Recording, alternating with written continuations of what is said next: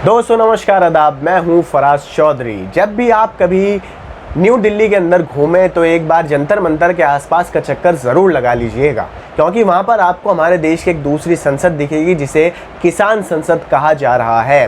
क्या आपको याद है, किसानों ने ऐलान किया था कि भाई जब भी संसद का मानसून सत्र शुरू होगा तो हम संसद के बाहर जाकर अपना प्रदर्शन करेंगे। अब संसद के बाहर तो जा नहीं पाए तो जंतर मंतर पर इजाज़त मिली। अब वहाँ जाकर देखिएगा कि ये वही लोग हैं जिनको आप सफ़ेद कुर्ते पजामे में देख रहे हैं। बड़े मामूली से लोग, बड़े नॉर्मल से लोग, टिपिकल हमारे देश से जुड़े हुए लोग, हमारे देश की ज़मीन से जुड़े हुए लोग जो दिन भर काम करते हैं खेतों में ताकि आपका पेट भर सके। ज़रा प्यार की नज़रों से भी देख लीजिएगा उन्हें, जितनी प्यार की नज़रों से आप प्रधानमंत्री नरेंद्र मोदी को देखते हैं।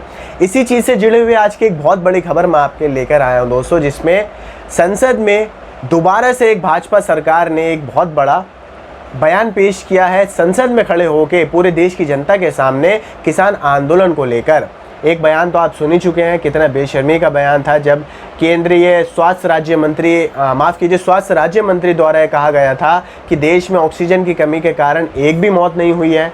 कितना आराम से बात कह दी। अब खुद कृषि मंत्री नरेंद्र सिंह तोमर ये बात कह रहे हैं कि किसान आंदोलन में कितनी मौतें हुई हैं, कितनी नहीं हुई हैं, इसका रिकॉर्ड हमारे पास नहीं है। ये बात तो पहले कह चुके हैं, मगर पहले मीडिया में कही थी, इस बार तो संसद में ही कह डाली। हम इसकी भी पुष्टि करेंगे और साथ में आपको दूसरी खबर भी सुनाऊंगा जो बहुत ज़रूरी है। आपकी स्क्रीन पर हेडलाइन है, कृषि मंत्री नरेंद्र तोमर संसद में बोले आंदोलन के दौरान किसानों की मौत का रिकॉर्ड नहीं। आगे चलते हैं। केंद्र के तीनों नए कृषि कानून के खिलाफ वर्ष 2020 से दिल्ली की सीमाओं पर आंदोलन के दौरान मृत किसानों का सरकार के पास कोई रिकॉर्ड नहीं है। कृषि मंत्री नरेंद्र सिंह तोमर ने शुक्रवार को संसद में यह जानकारी दी है। उन्होंने एक और बात बताई है कि अपनी ही सरकार पर उन्होंने हमला बोल दिया है। कहीं ना कहीं शायद नरेंद्र तोमर भी अब कंफ्यूज हो गए हैं कि भाई मैं किसान आंदोलन को कैसे निपटाऊं, मैं किसानों से कैसे बात करूं, मुझे पता ही नहीं चल रहा है। इसलिए उन्होंने भाजपा सरकार पर इल्ज़ाम लगा दिया है। आगे सुनिए। तोमर ने यह भी कहा कि सरकार ने 3 कृषि कानूनों के बारे में किसानों के मन में आशंकाओं का पता लगाने के लिए कोई अध्ययन नहीं कराया है। यानी सरकार की यहाँ कमी बता दी है खुद सरकार के ही मंत्री ने कि भाई हमारी सरकार ने तो कोई ऐसी कोशिश नहीं की कि किसानों की परेशानी को हम दूर कर सकें। ये खुद कह रहे हैं इस बात में।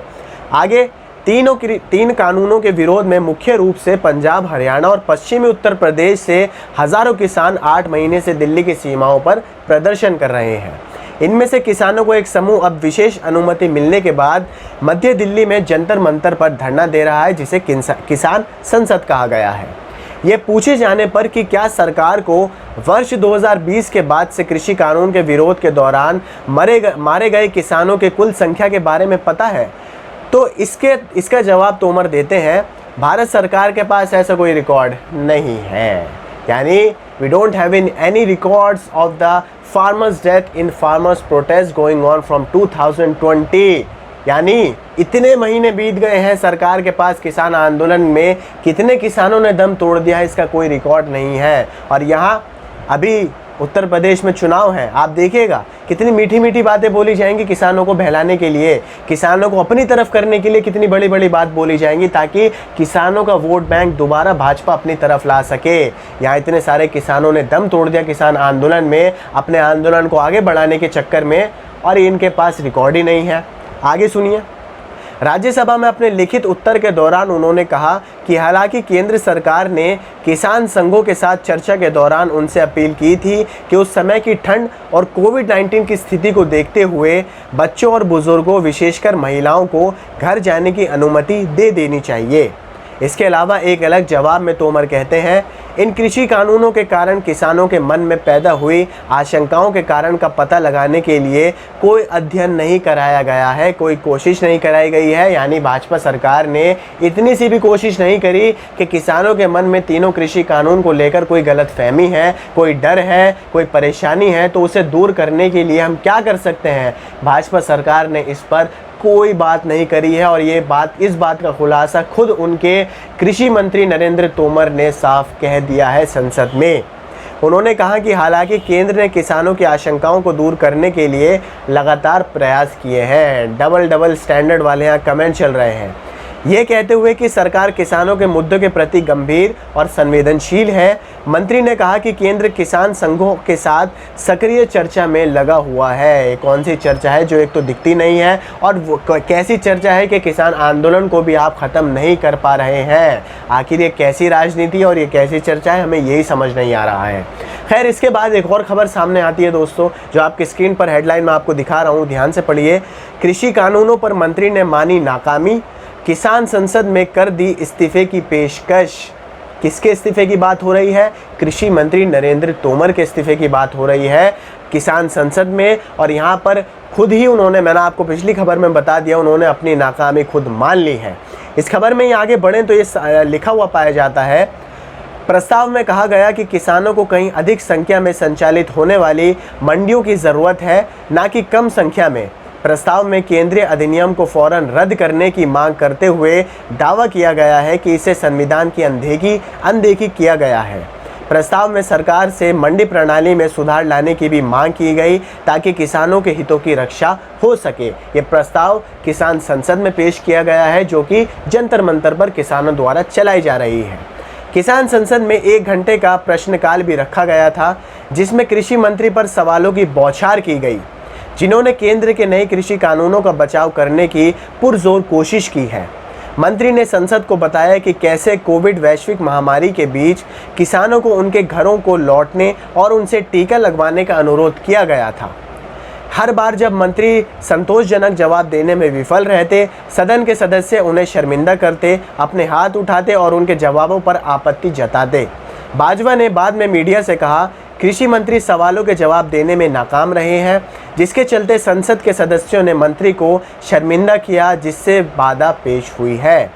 उन्होंने कहा, प्रश्न पूछा गया कि जब प्रधानमंत्री ने स्वयं इस तथ्य पर जोर दिया है कि न्यूनतम समर्थन मूल्य आज भी है, वो पहले भी था और वो आगे भी रहेगा, तो इस पर कानून बनाने में आपको क्या दिक्कत है?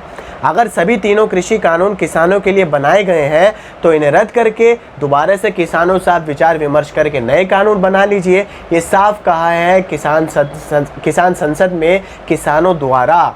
और ये बात कहीं ना कहीं किसी हद तक मैं सही भी समझता हूँ। जब आपने कानून किसानों के लिए बनाए हैं, किसानों को ये मंजूर नहीं है, तो आप उन्हें रद्द कर दीजिए, दोबारा से मीटिंग शुरू करिए, किसानों के जो नेता हैं उनसे बातचीत कर नए कानून पेश कर दीजिए, जो उनको अच्छे भी लगे, जो उनके फ़ायदे के लिए हों, ताकि ऐसे आंदोलन तो ना हो जिसमें इतने सारे लोगों की, किसानों की जान गई है, जिसका आपके पास रिकॉर्ड नहीं है।